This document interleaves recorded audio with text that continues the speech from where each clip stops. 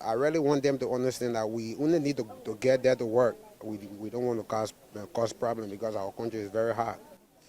Alex was an ambulance driver in Monrovia during the Ebola epidemic that swept across Liberia for years. I really wish they can understand that part, that because we need better life is why we want to go there. Many of these Sierra Leoneans and Liberians set off years ago in search of a better life in Europe.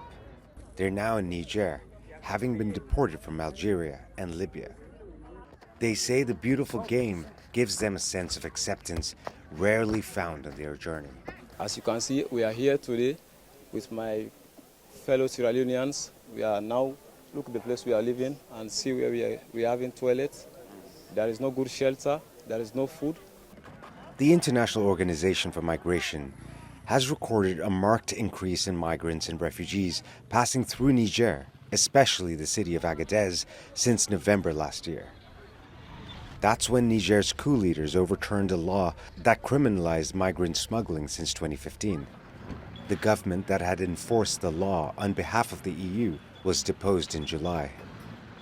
And with Agadez once again becoming a hub for Europe-bound migrants, Nigeriens say North African countries must stop working with the EU to stem the flow of people to Europe.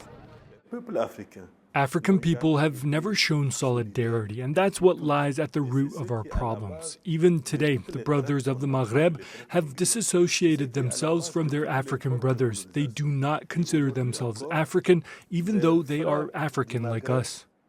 The political science professor expects the growing anti-Western stance in West Africa to inspire a shift across the continent. I think we Africans need to look at ourselves and talk to each other, rather than serving as mercenaries for Westerners who have nothing to do with us. They only want our wealth.